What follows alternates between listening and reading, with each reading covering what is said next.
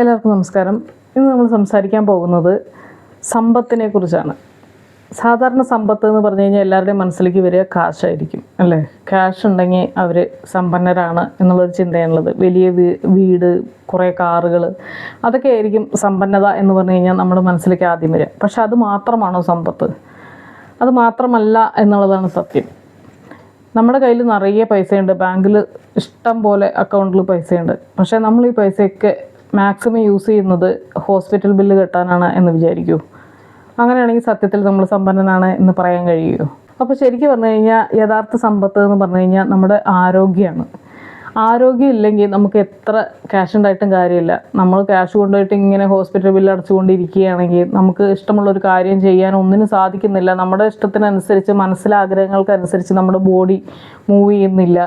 അങ്ങനെ നമുക്കൊന്നും ചെയ്യാൻ പറ്റുന്നില്ലെങ്കിൽ കുറേ ക്യാഷ് ബാങ്കിൽ ഉണ്ടായിട്ട് എന്തെങ്കിലും കാര്യമുണ്ടോ? നമുക്ക് ഇഷ്ടം പോലെ വാഹനങ്ങൾ പുറത്തുണ്ട്, പക്ഷേ നമുക്ക് ഓടിച്ച് എവിടേക്കെങ്കിലും പോകാനോ എന്തെങ്കിലും യാത്രകൾ ചെയ്യാനോ ഒന്നിനും നമുക്ക് സാധിക്കുന്നില്ല. അപ്പോൾ നമുക്ക് ആരോഗ്യം ഇല്ലെങ്കിൽ എപ്പോഴും പേടിയാണ്. നാളെ ഹോസ്പിറ്റലിൽ പോകേണ്ടി വരുമോ, നാളെ ഇന്ന കാര്യം ചെയ്യേണ്ടി വരുമോ, നാളെ എനിക്ക് വയ്യാണ്ടാവുമോ, ഒക്കെ തലയിറങ്ങി വീഴും എന്നൊക്കെയുള്ള പേടിയിൽ ജീവിക്കുകയാണെങ്കിൽ നമുക്ക് ആരോഗ്യം ഇല്ലെങ്കിൽ പിന്നെ എന്തുണ്ടായിട്ട് കാര്യമില്ല. അപ്പോൾ നമുക്ക് ആദ്യമായിട്ട് ഉണ്ടാവേണ്ട സമ്പത്ത് എന്ന് പറഞ്ഞു കഴിഞ്ഞാൽ നമ്മുടെ ആരോഗ്യമാണ്. അസുഖങ്ങളില്ലാത്ത ശരീരവും മനസ്സുമാണ് നമ്മുടെ ഏറ്റവും വലിയ സമ്പത്ത് എന്ന് പറഞ്ഞു കഴിഞ്ഞാൽ. പിന്നെ രണ്ടാമത്തെ സമ്പത്താണ് ടൈം വെൽത്ത് എന്ന് പറയും.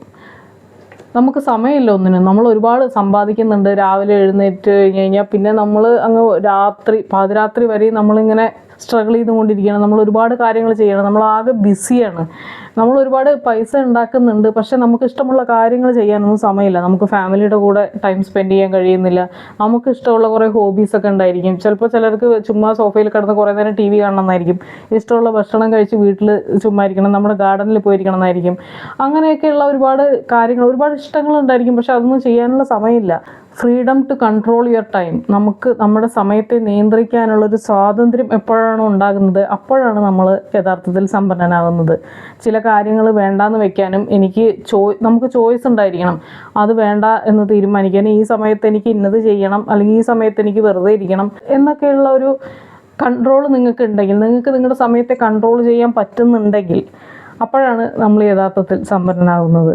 പിന്നെയുള്ള കാര്യമാണ്, നിങ്ങൾക്ക് ഒരുപാട് ക്യാഷ് ഉണ്ട്, പക്ഷെ നിങ്ങൾക്ക് വിശ്വസിക്കാൻ കൊള്ളാവുന്ന ഒരാൾ നിങ്ങളുടെ കൂടെ ഇല്ല. എപ്പോഴും നമുക്ക് സംശയമാണ്, ഈ ഒരു തരം കിട്ടിയ ചതിക്കുന്ന ആളുകളാണ് നമ്മുടെ കൂടെയുള്ളത് എങ്കിൽ. നമുക്ക് വിഷമം വരുമ്പോൾ ഒന്ന് തുറന്നു പറഞ്ഞ് കരയാൻ പറ്റിയ ഒരു ഷോൾഡർ ഇല്ലെങ്കിൽ, നമുക്ക് സന്തോഷം വരുമ്പോൾ നമ്മുടെ ഒപ്പം തന്നെ ഫേക്ക് ചെയ്യാതെ യഥാർത്ഥത്തിൽ നമ്മുടെ ഒപ്പം സന്തോഷിക്കുന്ന ജെന്യുവനായിട്ടുള്ള റിലേഷൻഷിപ്സ് നമുക്കില്ലെങ്കിൽ, നല്ല ബന്ധങ്ങൾ നമുക്കില്ലെങ്കിൽ നമ്മളൊരിക്കലും സമ്പന്നനാണെന്ന് പറയാൻ കഴിയില്ല. അതാണ് സോഷ്യൽ വെൽത്ത് എന്ന് പറയുന്നത്. മീനിങ് ഫുള്ളായ കണക്ഷൻസ് നമുക്ക് ഉണ്ടായിരിക്കണം, നല്ല റിലേഷൻഷിപ്സ് ഉണ്ടായിരിക്കണം. നമുക്ക് കുറേ പണം ഉണ്ടെന്ന് കണ്ടു കഴിഞ്ഞാൽ ഒരുപാട് പേര് നമ്മളോട് ഫ്രണ്ട്സ് ആയിരിക്കാനും നമ്മുടെ സുഹൃത്തുക്കളാണെന്ന രീതിയിൽ തോന്നിപ്പിക്കും അവർ.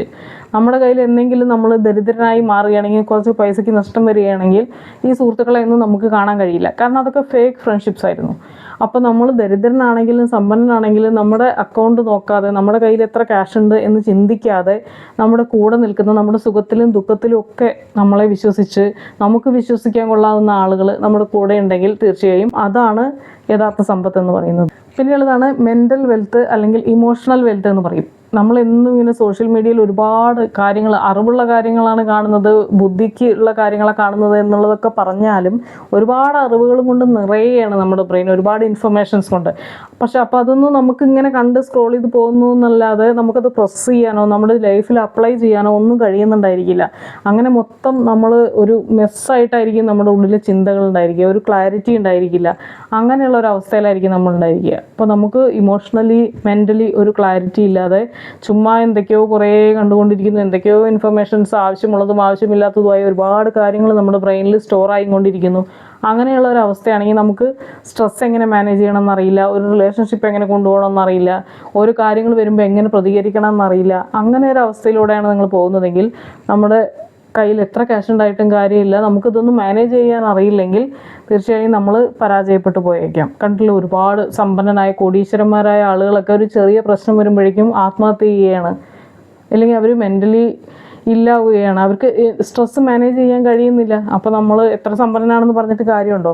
അപ്പോൾ ഇങ്ങനെയുള്ള സാഹചര്യങ്ങളാണ് മെൻ്റൽ വെൽത്ത്, ഇമോഷണൽ വെൽത്ത് ഒക്കെ വളരെ ഇമ്പോർട്ടൻ്റ് ആയ കാര്യങ്ങളാണ്. ചുമ്മാ കുറേ പൈസ ഉണ്ടായിട്ട് കാര്യമില്ല. നമുക്ക് ഇതിനെ സ്ട്രെസ്സിനെയൊക്കെ മാനേജ് ചെയ്യാൻ നമ്മൾ പഠിക്കേണ്ടിയിരിക്കുന്നു. പിന്നെയുള്ളതാണ് റെപ്യൂട്ടേഷൻ വെൽത്ത് എന്ന് പറയും. നമുക്ക് എല്ലാം ഉണ്ട്, ഒരുപാട് ക്യാഷ് ഉണ്ട്, ഒരുപാട് ബന്ധങ്ങളുണ്ട്, പക്ഷെ നമ്മളെ ആരും വിശ്വസിക്കുന്നില്ല. നമുക്കൊരു റെപ്യൂട്ടേഷൻ ഇല്ല. നമ്മൾ തരം കിട്ടിയ ചതിക്കുന്ന ഒരാളാണ് എന്നൊരു ചിന്തയാണ് നമ്മുടെ ചുറ്റുമുള്ള ആളുകൾക്കുള്ളത് എങ്കിൽ തീർച്ചയായും നമ്മൾ അത്ര വലിയ സമ്പന്നനാണ് എന്ന് കരുതാൻ കഴിയില്ല. നമ്മുടെ കയ്യിലുള്ള സമ്പത്ത് വരെ പെട്ടെന്ന് തന്നെ ഇല്ലാതായി പോകാനുള്ള സാധ്യതയുണ്ട്.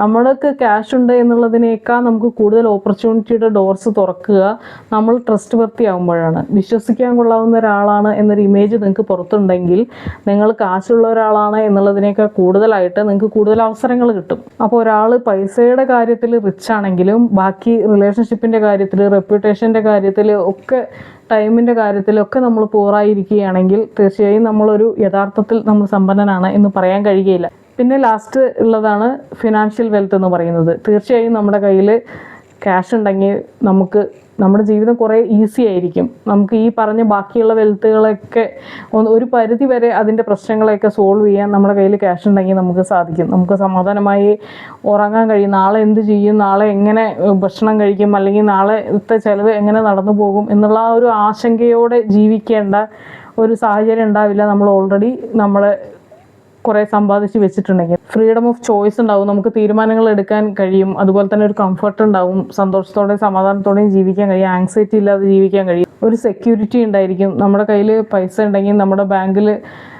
ക്യാഷ് ഉണ്ടെങ്കിൽ നമുക്കൊരു ആത്മവിശ്വാസം വരും. അത് വേറൊരു കാര്യത്തിൽ നിന്ന് കിട്ടുന്നതിനേക്കാൾ കൂടുതലായിട്ടുള്ള ആത്മവിശ്വാസമായിരിക്കും. അപ്പോൾ തീർച്ചയായും ഈ എല്ലാ വെൽത്തും നമുക്ക് ആവശ്യമുള്ളതാണ്. ഇതിൻ്റെയൊക്കെ ഇടയിലൊരു ബാലൻസ് ചെയ്ത് പോകാൻ കഴിയുകയാണെങ്കിൽ മാത്രമാണ് നമ്മൾ ട്രൂലി സക്സസ്ഫുള്ളാണ്, ട്രൂലി സമ്പന്നനാണ് എന്ന് പറയാൻ കഴിയുകയുള്ളൂ. അല്ലാതെ ഇതുണ്ട് അതില്ല, അതുണ്ട് ഇതില്ല എന്നുള്ള രീതിയാണെങ്കിൽ ഒരിക്കലും നമ്മൾ പൂർണ്ണമായും സമ്പന്നനാണ് എന്ന് പറയാൻ കഴിയില്ല. നമ്മൾ സക്സസ്ഫുള്ളാണ് എന്ന് പറയാൻ കഴിയുകയില്ല.